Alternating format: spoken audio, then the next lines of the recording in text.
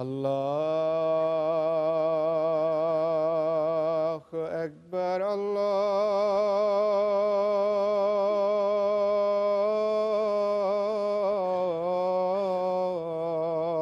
الله أكبر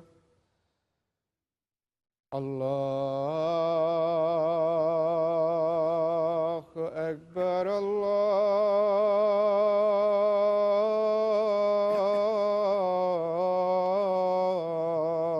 الله أكبر أشهد أن لا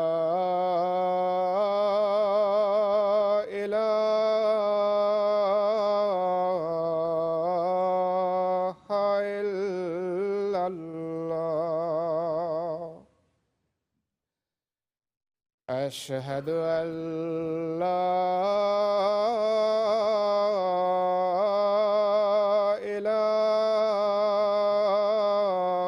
إله إلا الله أشهد أن محمدًا رسول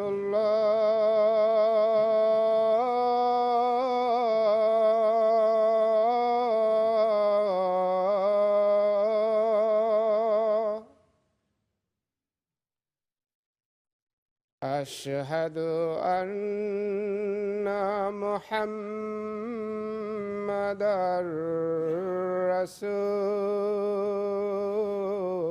رسول الله حي على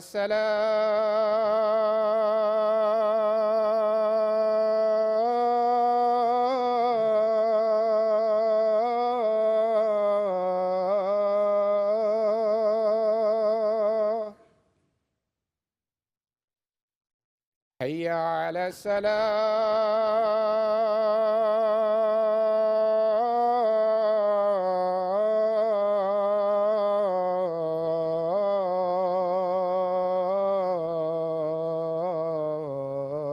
الصلاة حي على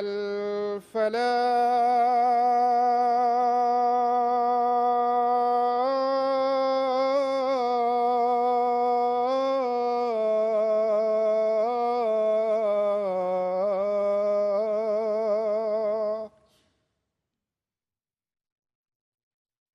حي على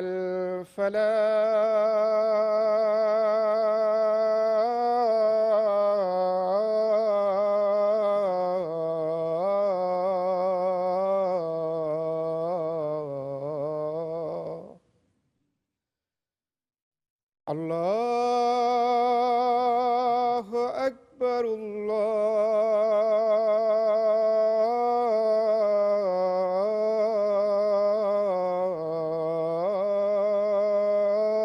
الله أكبر لا إله إلا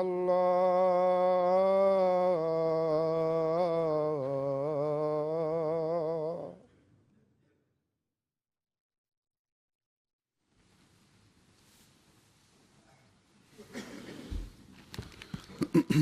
السلام عليكم ورحمة الله.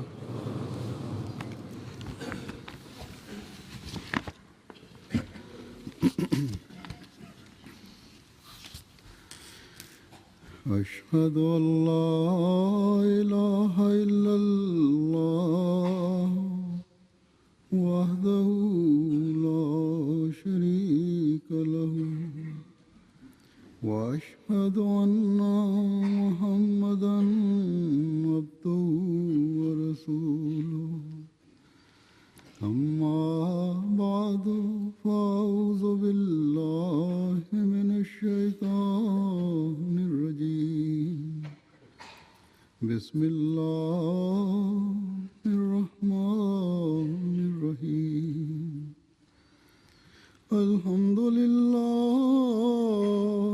رب العالمين الرحمن الرحيم مالك يوم الدين إياك نعبد وإياك نستعين اهدنا الصراط المستقيم صراط الذين أنعمت عليهم غير المغضوب عليهم ولا الضالين.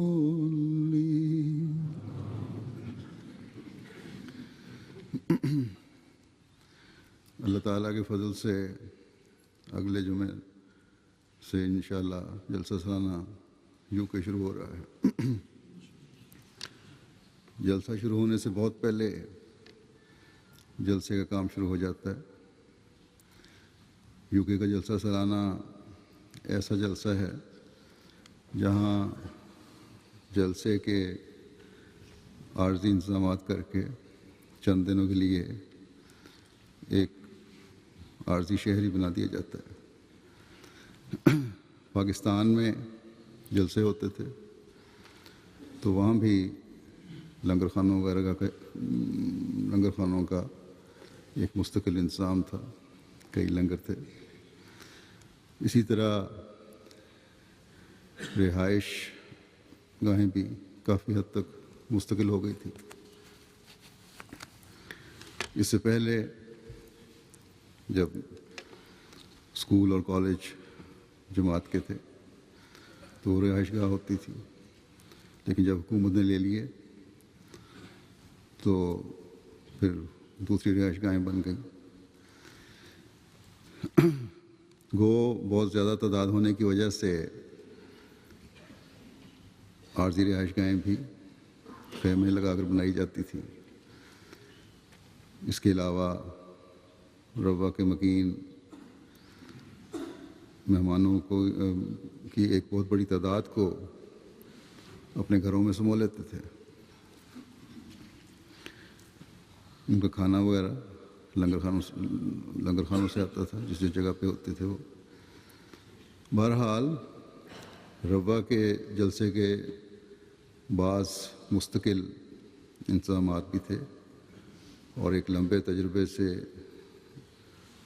علاوہ مستقل انتظامی ڈھانچے کے روا کے مکین بھی انتظامات کے ماہر ہو چکے تھے. اللہ کرے کہ ان کی یہ رونقیں اور یہ تربیتی ماحول اور یہ خدمت کے جذبے ان کی زندگی کا دوبارہ حصہ بن جائیں. اسی طرح قادیان میں بھی بہت سے مستقل انتظامات ہو چکے ہیں. اب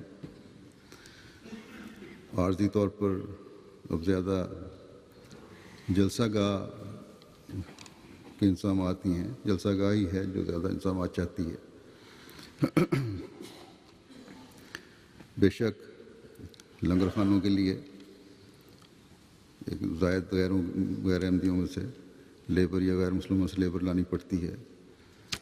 کھانے پکوائی کے لیے، روٹی پکوانے کے لیے پکانے والے لانے پڑتے ہیں، لیکن لنگروں کا مستقل وہاں بھی انتظام ہے. اسی طرح جرمنی میں بھی بہت سے مستقل انتظامات ہال وغیرہ میسر آنے کی وجہ سے موجود ہوتے ہیں. کھانا پکانے کا انتظام کرنا پڑتا ہے. روٹی وہ لوگ بازار سے لے لیتے ہیں جس کو تازہ روٹی سمجھ کر کھاتے ہیں، لیکن میرے خیال میں وہ بھی شاید ایک ہفتہ پرانی ہوتی ہے. بہرحال اگر نہیں ہوتی تو جرمنی والے پیغام پہنچانے میں بڑے تیز ہیں، شام تک مجھے پیغام پہنچ جائے گا کہ تازہ ہوتی ہے کہ نہیں. اسی طرح باقی دنیا کے جلسوں کے انتظامات کا حال ہے. لیکن برطانیہ کا جلسہ جو اب خلافت کی یہاں موجودگی کی وجہ سے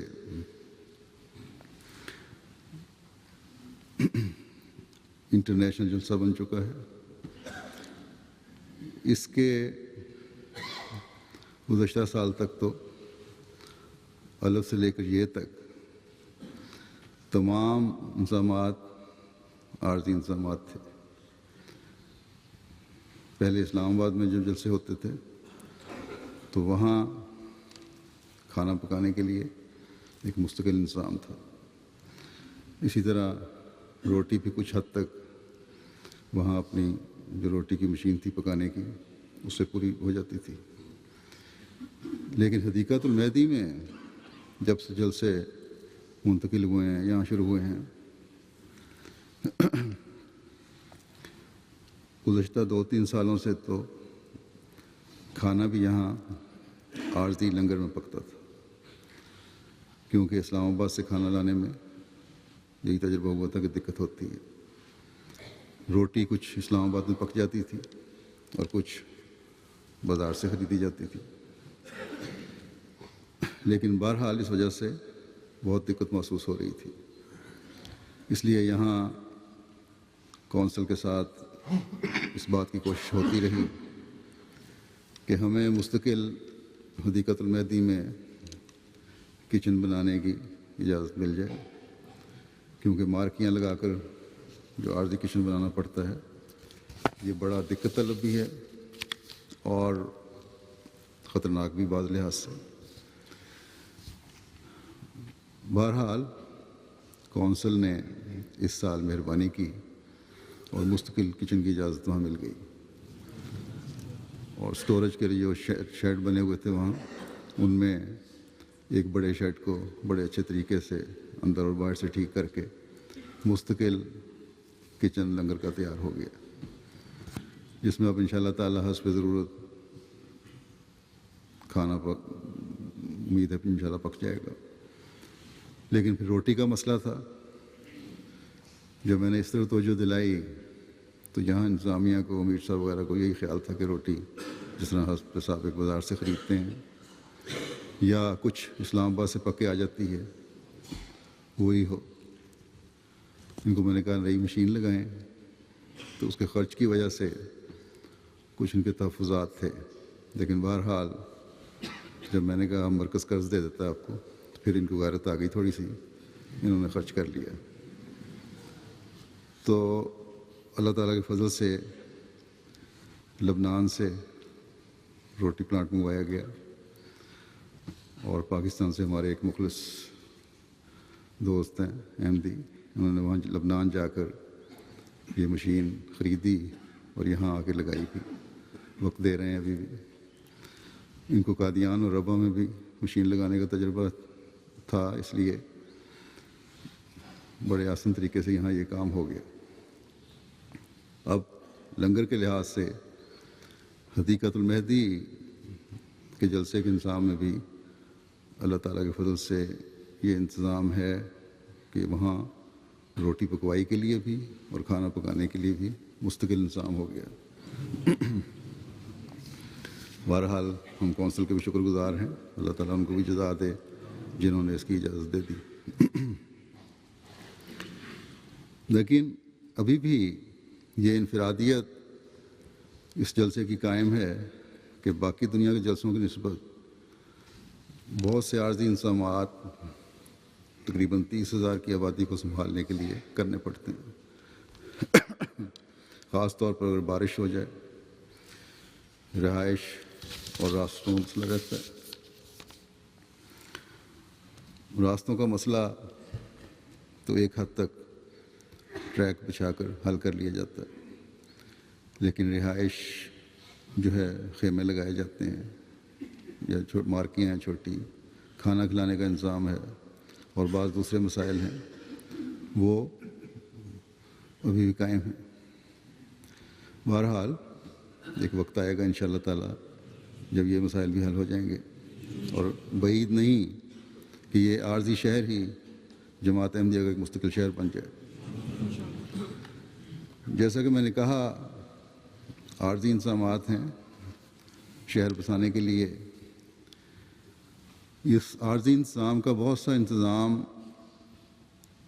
اور بہت بڑا کام وقار عمل کے ذریعے سے والنٹیئر کرتے ہیں، خدام کرتے ہیں، انصار کے اچھی صحت والے لوگ کرتے ہیں. گزشتہ جمعے کو اتفاقاً میں حدیقۃ المہدی گیا تو وہاں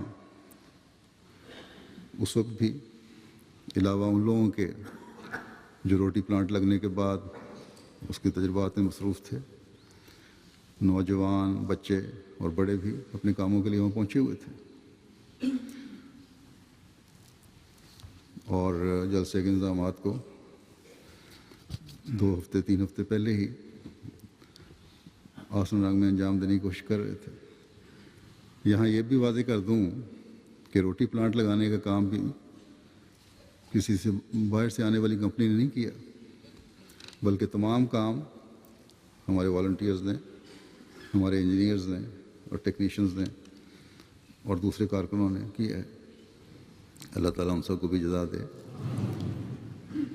یہاں کے معیار بھی ایسے ہیں جن کو پورا کرنا بہت ضروری ہے۔ انڈیا یا پاکستان کی طرح یہ نہیں کہ جس طرح چاہے کام کر لیں اور چیکنگ کوئی نہیں، عارضی کام کر لیا، تاریں لٹکی ہوئی ہیں تو لٹکی رہ جائیں، یا بعض اور اصولی باتیں ہیں۔ ہر قدم پر یہاں چیکنگ ہوتی ہے۔ حکومت کا ادارہ آ کر دیکھتا ہے، منظوری دیتا ہے، اس کے بعد پھر آپ اگلا کام شروع کرتے ہیں۔ تو اللہ تعالیٰ کے فضل سے روٹی پلانٹ اور کچن کے جو بھی شرائط تھیں ان کے معیار کے مطابق وہ پوری ہو گئیں اور اجازت بھی مل گئی۔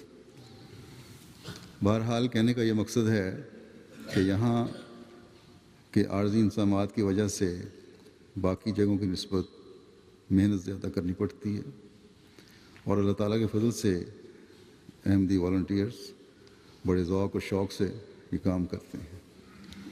یہ روح کہ جماعت کی خاطر وقت دینا ہے احمدی کا خاص نشان بن چکی ہے۔ ہر معاملے میں احمدی اپنی قربانیاں پیش کرتے ہیں۔ انجینئرز ایسوسی ایشن ہے تو وہ اپنے کام کر رہی ہے، ڈاکٹرز کی ایسوسی ایشن ہے تو وہ اپنے کام کر رہی ہے، دوسرے متفرق شعبے ہیں تو ان کے لوگ اپنے وقت دیتے ہیں، علاوہ جلسوں کے کاموں کے سارا سال یہ کام چل رہے ہوتے ہیں۔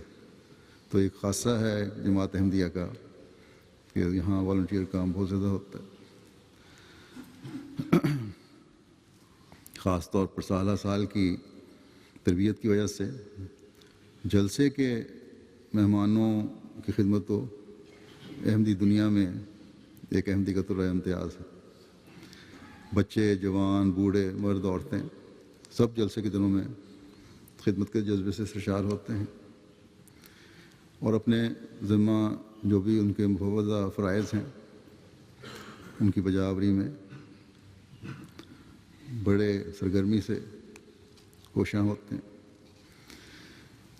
اور ہونا چاہیے، کیونکہ جلسے کے مہمان تو حضرت مسیح موعود علیہ الصلوۃ والسلام کے مہمان ہیں۔ گویا یہ مہمان نوازی اعلیٰ خلق بھی ہے اور دین بھی ہے۔ یہاں یہ بھی بتا دوں کہ حضرت مسیح موعود علیہ الصلوۃ والسلام کی مہمان نوازی کا معیار کیا تھا، تاکہ ہمارے معیار مزید اونچے اور بہتر ہوں۔ ایک دن آپ کی طبیعت ٹھیک نہیں تھی، آپ آرام فرما رہے تھے، ایک مہمان آ گئے، آپ کو پیغام بھیجا گیا تو آپ باہر تشریف لائے اور فرمایا میں نے سوچا مہمان کا حق ہوتا ہے، جو تکلیف اٹھا کر آیا ہے، اس لیے میں اس حق کو ادا کرنے کے لیے باہر آ گیا۔ بس آج بھی یہی معیار حضرت مسیح موعود علیہ الصلوۃ والسلام کے مہمانوں کے لیے ہمیں قائم کرنے کی ضرورت ہے، کیونکہ جس مہمان نوازی کا آج ہمیں موقع دیا جا رہا ہے وہ نہ صرف مہمان ہیں بلکہ ایک دینی مقصد کے لیے سفر کر کے آنے والے مہمان ہیں۔ اس لیے آ رہے ہیں کہ جلسے کے 3 دنوں میں اللہ تعالیٰ اور اس کے رسول کی باتیں سنیں گے، اس لیے آ رہے ہیں کہ اپنی روحانی اور دینی تربیت کے سامان کریں گے، اس لیے آ رہے ہیں کہ آپس میں پیار اور بھائی چارے اور محبت کی فضا کو قائم کریں گے۔ بہت سے مہمان ایسے بھی ہیں جو بڑی تکلیف اٹھا کر آتے ہیں۔ بعض بڑے اچھے حالات میں اپنے گھروں میں رہنے والے یہاں آتے ہیں، یہاں تو دنیاوی آسائش کے لحاظ سے ان دنوں میں تقریباً تنگی میں گزارا کرتے ہیں، لیکن پھر بھی آتے ہیں۔ بعض غریب مہمان ہیں، وہ اپنے پر بوجھ ڈال کر دور دراز ملکوں سے صرف جلسے کی برکات حاصل کرنے کے لیے آتے ہیں۔ حضرت مسیح موعود علیہ الصلوۃ والسلام کی آواز پر لبیک کہتے ہوئے آتے ہیں، خلیفہ وقت سے ملنے اور اس کی باتیں سننے کے شوق میں آتے ہیں۔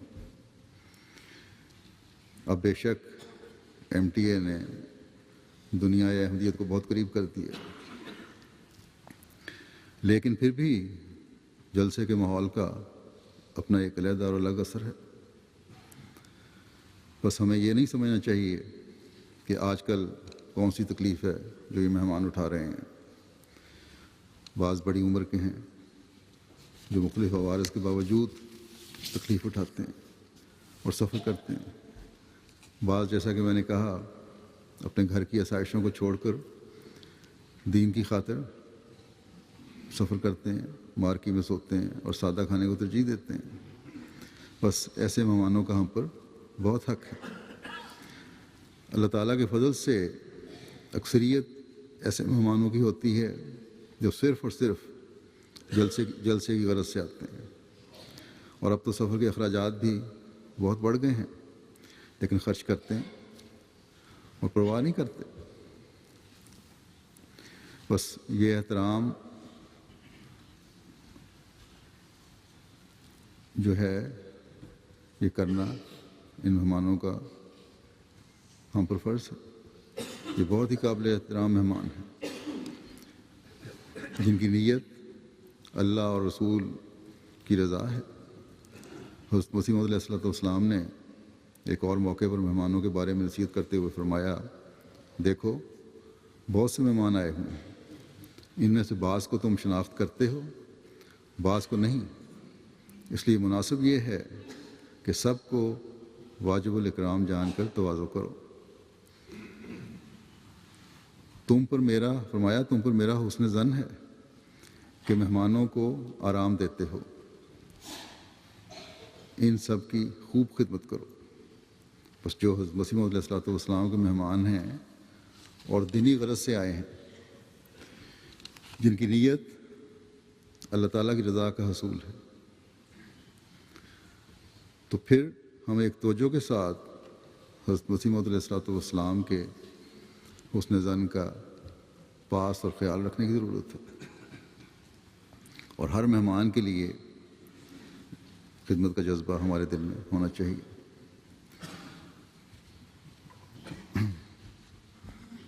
اور یہ دل میں ہمیشہ خیال رہنا چاہیے کہ مہمان کا حق ہوتا ہے۔ جہاں جہاں ہماری ڈیوٹیاں ہیں،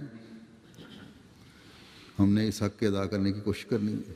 یہ ہر کارکن اور ہر ڈیوٹی دینے والے کے دل میں یہ ہونا چاہیے، تاکہ حضرت مسیح موعود علیہ الصلوۃ والسلام کے حسن ظن پر پورا اتریں، ہم یہ کہنے کے قابل ہوں کہ اے خدا کے مسیح اور اے رسول خدا صلی اللہ علیہ وسلم کے عشق صادق، تیری ہر نصیحت پر ہم آج بھی عمل کرنے والے ہیں۔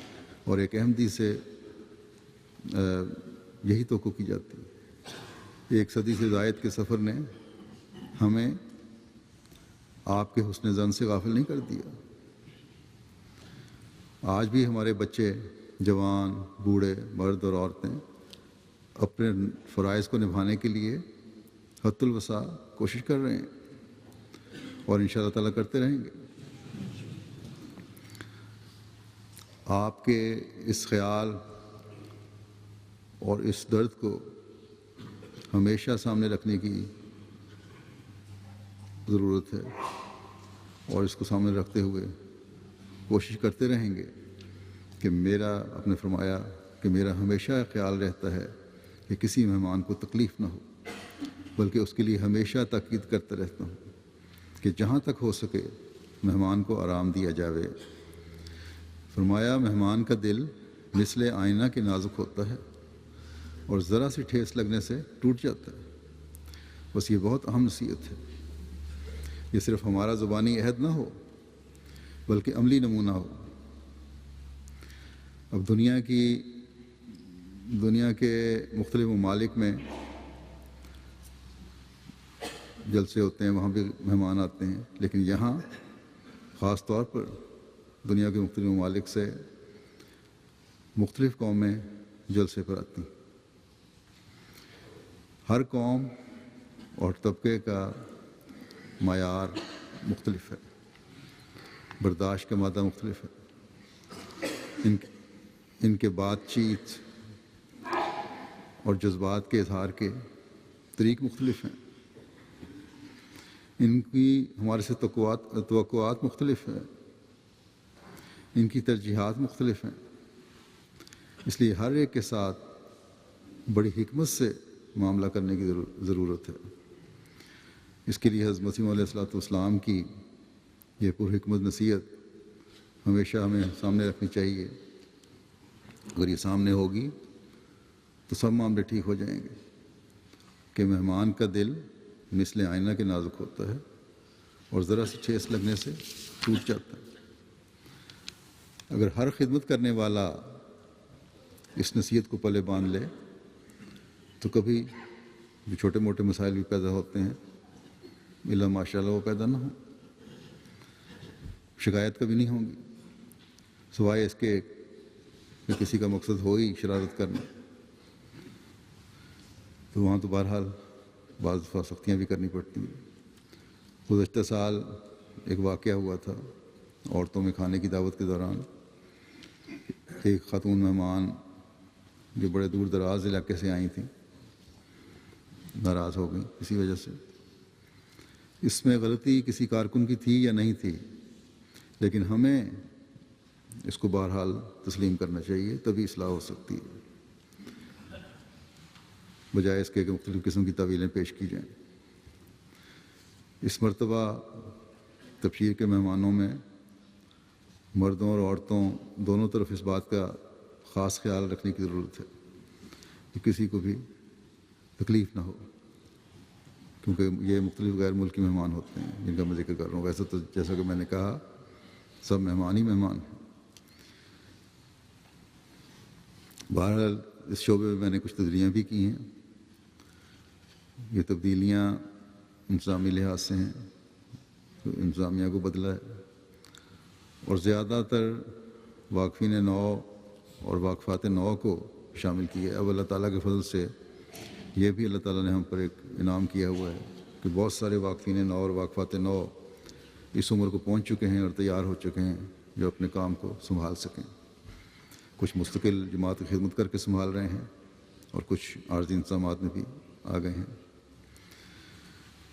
مجھے امید ہے انشاءاللہ تعالیٰ یہ معیار اس سال بہتر ہوگا، لیکن یاد رکھیں کہ صرف شخصیات بدلنے سے، چہرے بدلنے سے بہتری نہیں آیا کرتی، بلکہ اللہ تعالیٰ سے دعا کرنی چاہیے کہ اللہ تعالیٰ کا فضل ہمارے شامل حال رہے اور ہم وہ کام کریں، اس طرح آسن رنگ میں خدمت کرنے والے ہوں جس طرح خدا تعالیٰ ہم سے چاہتا ہے، اور اللہ تعالیٰ سے پھر اس کی توفیق مانگیں۔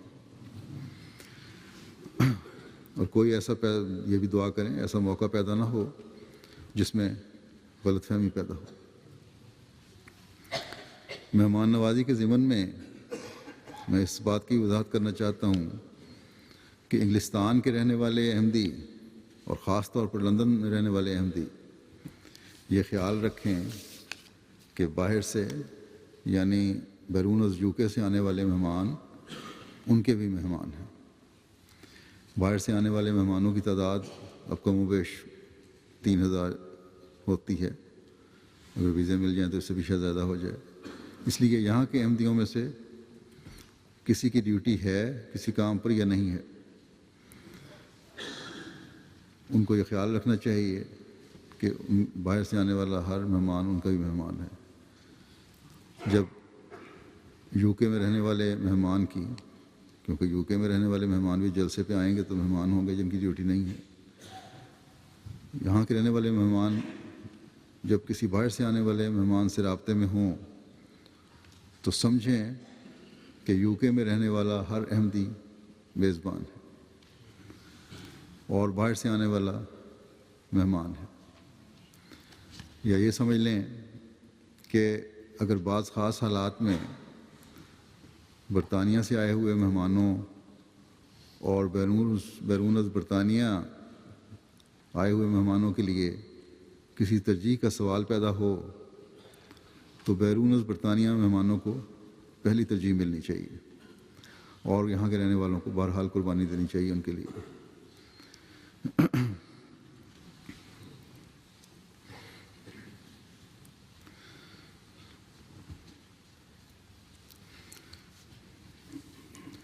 بس یہ ہمیشہ یاد رکھیں کہ آپ بعض حالات میں مہمان ہوتے ہوئے بھی میزبان ہیں۔ صرف یہ ڈیوٹی والوں کا ہی کام نہیں ہے، بلکہ اس سوچ کو وسیع کرنے کی ضرورت ہے اور اس کو وسیع کرتے ہوئے پھر آپ اپنے آپ کو قربانیاں دینے والا بنائیں، اور جب یہ کچھ ہوگا تو پھر ایک خوبصورت معاشرہ ہمیں نظر آئے گا۔ جب ہم بعض احادیث کو دیکھتے ہیں تو خیال آتا ہے کہ مہمان بننے کے بجائے میزبان ہی بنے رہے۔ مہمان نوازی بھی ایک حدیث میں کے مطابق مومن ہونے کی نشانی ہے۔ ایک حدیث میں آتا ہے، حضرت صلی اللہ علیہ وسلم نے فرمایا کہ جو اللہ اور یوم آخرت پر ایمان لاتا ہے وہ مہمان کی عزت و احترام کرے۔ گویا دوسرے لفظوں میں مہمان کی عزت و احترام نہ کرنے والا اللہ اور یوم آخرت پر ایمان میں کمزور ہے۔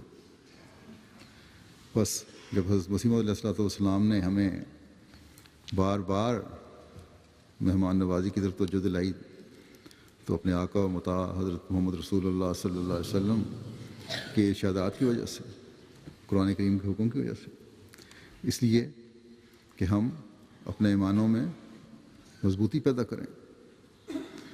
پھر ایک حدیث میں حضرت صلی اللہ علیہ وسلم نے اپنے بھائی سے خندہ پیشانی سے پیش آنے کو بھی بڑی نیکی فرمایا۔ بس جلسے کے یہ 3 دن جو ہیں اس میں متفرق نیکیاں بجا لائی جاتی ہیں۔ ان کے علاوہ بھی یہ بہت بڑی نیکی ہے کہ خندہ پیشانی سے پیش آئیں دوسروں سے۔ اس کے مختلف مواقع پیدا ہوتے رہتے ہیں، میزبانوں کو بھی پیدا ہوں گے اور مہمانوں کے لیے بھی پیدا ہوں گے۔ خاص طور پر ڈیوٹی دینے والے کارکنوں کو میں کہوں گا کہ وہ آپس میں ایک دوسرے سے تعلقات میں بھی، بات چیت میں بھی تھکاوٹ کی وجہ سے بعض دفعہ آدمی چڑ بھی جاتا ہے، تب بھی خندہ پیشانی سے پیش آئیں، اور اپنے افسران جو ہیں اپنے ماتحتوں سے بھی خندہ پیشانی سے پیش آئیں۔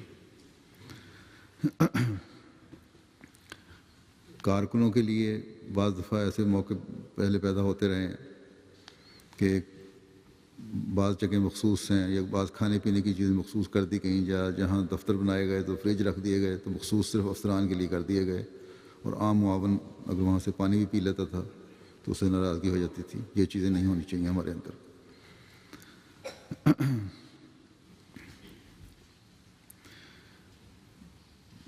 بہرحال ڈیوٹی کے دوران جس طرح میں نے کہا کئی باتیں ہو جاتی ہیں، اونچ نیچ ہو جاتی ہے کام کرتے ہوئے، لیکن ہمیشہ یاد رکھیں کہ ہم نے خوش اخلاقی کو ہمیشہ اپنے سامنے رکھنا۔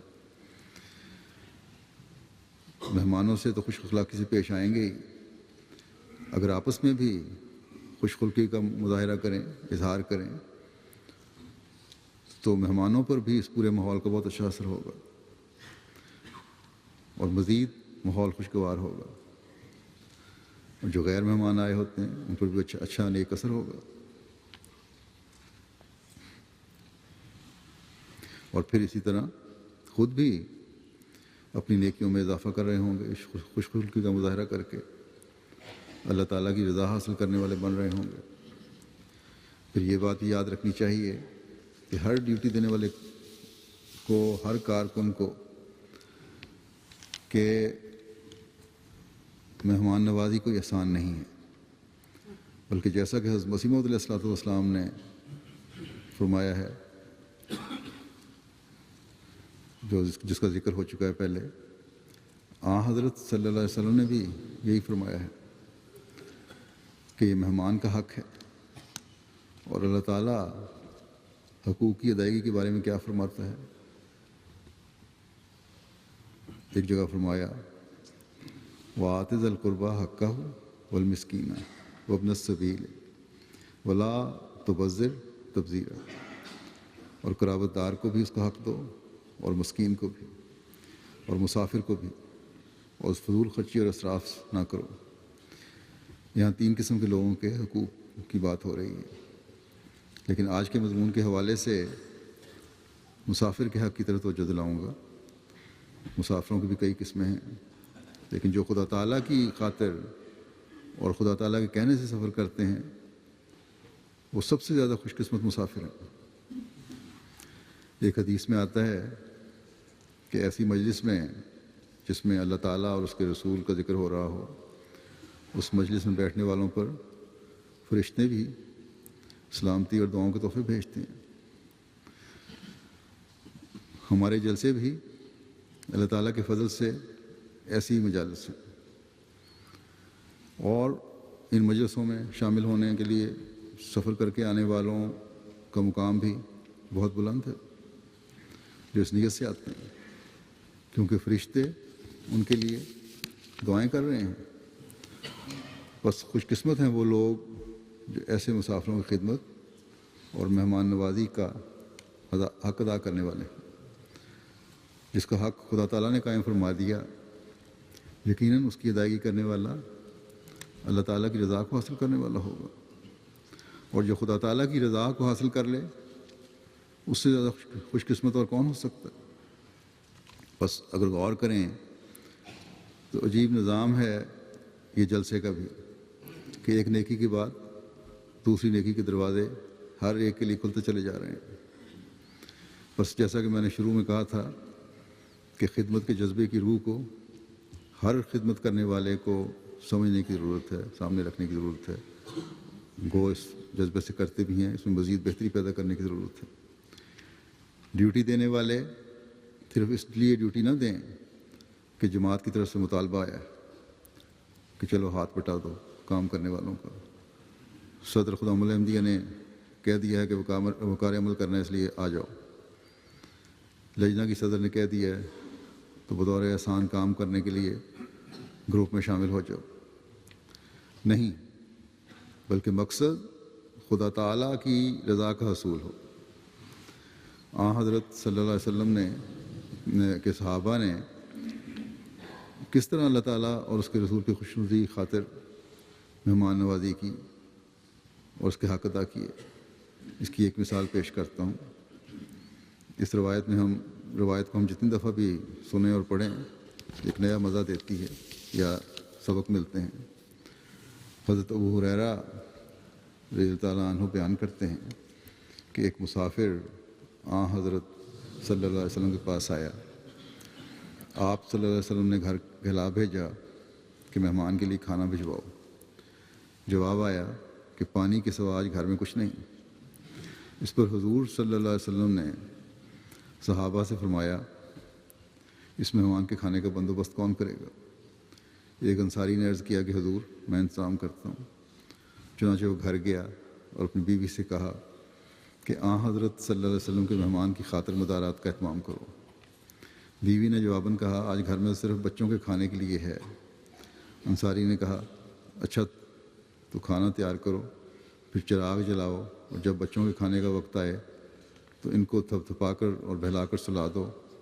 چنانچہ عورت نے کھانا تیار کیا چراغ جلایا، بچوں کو بھوکا سلا دیا، پھر چراغ درست کرنے کے بہانے اٹھی اور جا کر چراغ بجھا دیا، اور پھر دونوں مہمان کے ساتھ بیٹھے یہ ظاہر کرنے لگے کہ وہ بھی کھانا کھا رہے ہیں۔ بس وہ دونوں رات بھوکے ہی رہے۔ صبح جب وہ انصاری حضور کی خدمت میں حاضر ہوا تو آپ نے ہنس کر فرمایا کہ تمہاری رات کی تدبیر سے تو اللہ تعالیٰ بھی مسکرا دیا، یا فرمایا کہ تم دونوں کے اس فعل کو اس نے پسند فرمایا۔ اسی موقع پر یہ آیت نازل ہوئی، وَيُؤْثِرُونَ عَلَىٰ أَنفُسِهِمْ وَلَوْ كَانَ بِهِمْ خَصَاصَةٌ وَمَن يُوقَ شُحَّ نَفْسِهِ فَأُولَٰئِكَ هُمُ الْمُفْلِحُونَ۔ یہ پاک باطن اور اظہار پیشہ مخلص مومن اپنی ذات پر دوسروں کو ترجیح دیتے ہیں جبکہ خود ضرورت مند اور بھوکے ہوتے ہیں، اور جو نفس کے بخل سے بچائے گئے وہی کامیابی حاصل کرنے والے ہیں۔ یہ دیکھیں کتنی بڑی قربانی ہے، بچوں کو سلا کر، بھوکا سلا کر مہمان کو کھانا کھلا دیا۔ آج اللہ تعالیٰ کے فضل سے شاید ہی کسی کی ایسی حالت ہو، اور خاص طور پر جماعتی مہمانوں کے لیے تو ایسی صورت حال اللہ تعالیٰ کے فضل سے بالکل نہیں ہے۔ وہ مہمان جو تھے جن کی خاطر اس خاندان نے قربانی دی، وہ بھی جماعتی مہمان ہی تھے، دینی غرض سے آنے والے مہمان تھے، حضرت صلی اللہ علیہ وسلم کی خدمت میں حاضر ہونے والے مہمان تھے، آپ کے مہمان تھے۔ ایسی مثالیں قائم کر کے ہمیں مہمان نوازی کی اہمیت کا سبق دیا گیا ہے۔ وہ مہمان جو حضرت صلی اللہ علیہ وسلم کا مہمان تھا، اس کا ایک بہت بڑا مقام تھا، اور آج آپ صلی اللہ علیہ وسلم کے غلام صادق کے جو مہمان ہیں ان کو بھی خدا تعالیٰ نے بڑی اہمیت دی ہے۔ بس ہر کام کرنے والے کو اس اہمیت کو اپنے سامنے رکھنا چاہیے۔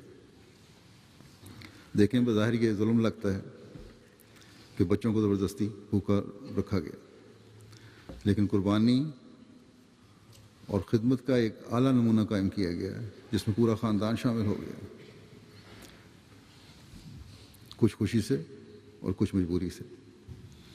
یقیناً ان بچوں کو بھی خدا تعالیٰ نے بہت نوازا ہوگا، جیسا کہ اس آیت کے مضمون سے واضح ہے۔ اللہ تعالیٰ نے ایسے لوگوں کو مفلحون میں شامل فرمایا ہے۔ اور فلاح پانے والے کون لوگ ہیں؟ اگر ہم اس کے معنی دیکھیں تو اس کی وسعت کا پتہ چلتا ہے۔ مفلح وہ ہیں جو پھولنے پھلنے والے ہیں، جو کامیابی حاصل کرنے والے ہیں، وہ جو اپنے نیک اور اعلیٰ خواہشات کو حاصل کرنے والے ہیں اور اس وجہ سے خوشی حاصل کرنے والے اور ہر اچھائی کو پانے والے ہیں، مستقل طور پر ان اچھائیوں اور کامیابیوں کی حالت میں رہنے والے ہیں، زندگی کے آرام و سکون کو پانے والے ہیں، حفاظت میں آنے والے ہیں۔ بس ایک وقت کے کھانے کی قربانی اور مہمان نوازی نے انہیں اللہ تعالیٰ کی خوشنودی کا وارث بنا کر کہاں سے کہاں پہنچا دیا۔ اور جس کو خدا تعالیٰ کی رضا کے ساتھ یہ سب کچھ مل جائے اسے اور کیا چاہیے۔ بس ہمیشہ یاد رکھنا چاہیے کہ یہ وہ مقام ہے جو مہمان نوازی کرنے والوں کو ملتا ہے، یہ وہ مقام ہے جو ہمیں اپنے مہمانوں کی خدمت کر کے حاصل کرنے کی ضرورت ہے، یہ وہ معیار ہے جو ہمیں انشاءاللہ تعالیٰ اللہ تعالیٰ کا قرب دلا کر ہماری دنیا و آخرت سنوارنے کا موجب بنے گا۔ بس ہمیں یاد رکھنا چاہیے کہ ہمیں حضرت مسیح موعود علیہ الصلوۃ والسلام کے مہمانوں کی خدمت کا موقع عطا فرما کر اللہ تعالیٰ ہمارے لیے مفلحین میں شامل ہونے کے راستے کھول رہا ہے۔ اللہ کرے کہ تمام خدمتگار، تمام کارکنان اس فیض کو حاصل کرنے والے بنیں، اور جلسے کے جو انتظامات ہو رہے ہیں اللہ تعالیٰ ان میں بھی آسانیاں پیدا فرمائے۔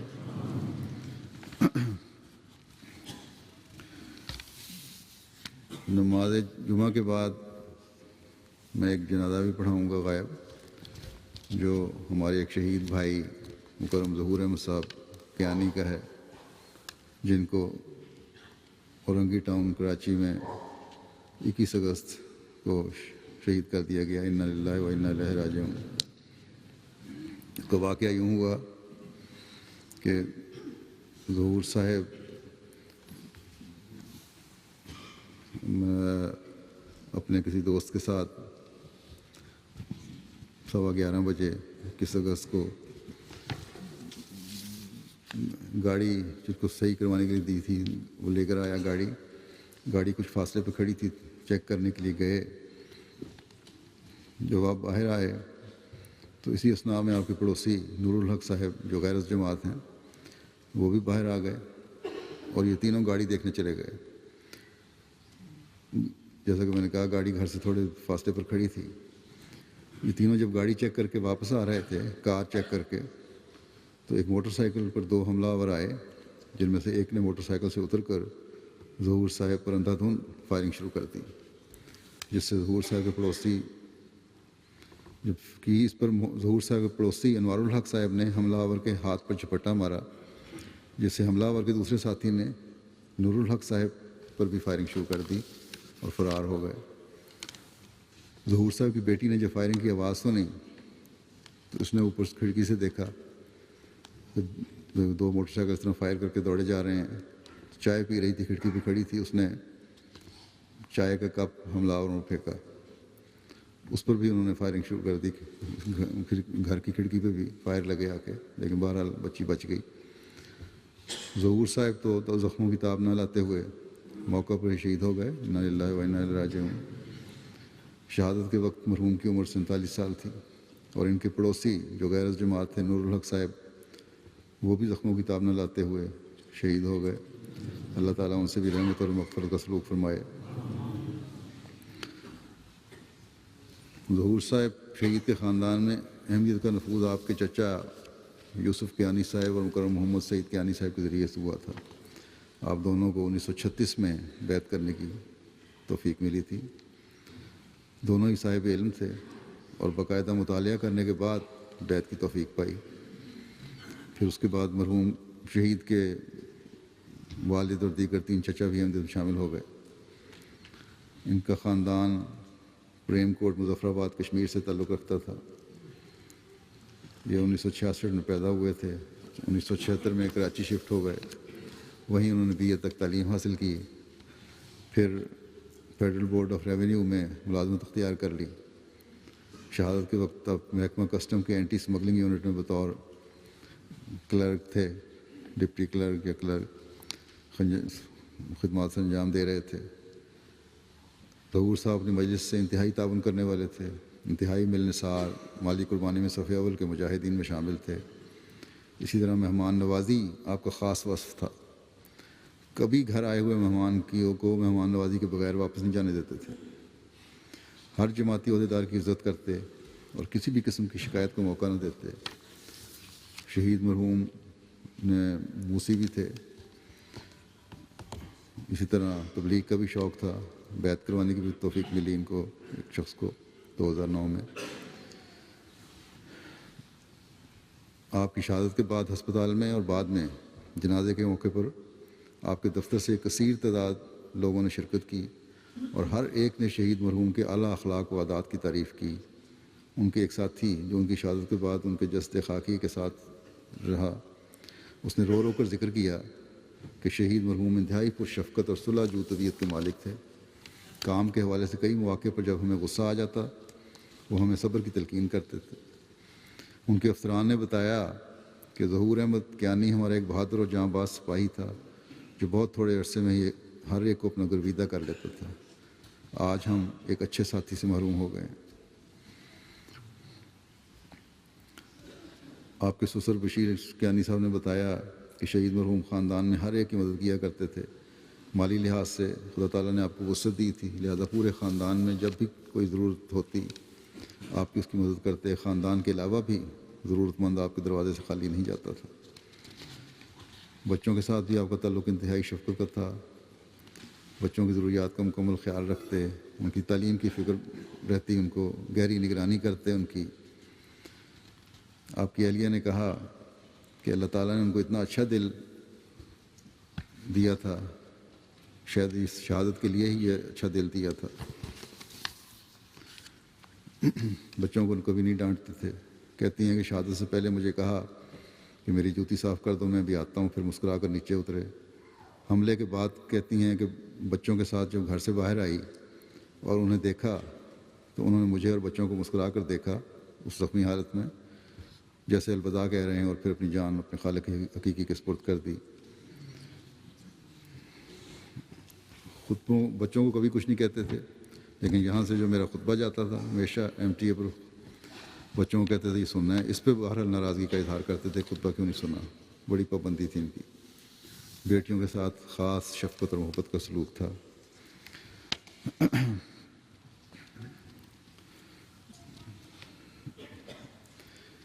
آپ کے پسماندگان میں آپ کی اہلیہ ہیں طاہرہ ظہور کیانی صاحبہ، اس کے علاوہ 3 بیٹے اور 4 بیٹیاں ہیں۔ عمران کیانی 20 سال کی عمر ہے، کامران کیانی 14 سال، سرفراز 3 سال، اسی طرح بیٹیاں ہیں نور صبا 16 سال، نور العین 14 سال، عطیت المجیب 7 سال، فائقہ ظہور 5 سال۔ اللہ تعالیٰ مرحوم کے درجات بلند فرمائے اور ان کے بچوں کو کی اپنی حفاظت میں رکھے، ان کی اہلیہ کو حفاظت میں رکھے، ان کو صدمہ برداشت کرنے کی توفیق عطا فرمائے۔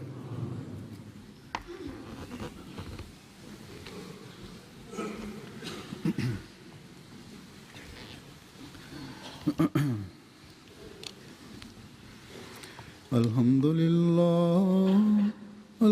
للہ نحمده ونستعینه ونستغفره ونؤمن به ونتوکل علیہ ونعوذ باللہ من شرور انفسنا ومن سیئات اعمالنا من يهده الله فلا مضل له ومن يضلل فلا هادي له ونشهد أن لا إله إلا الله ونشهد أن محمدا عبده ورسوله عباد الله رحمكم الله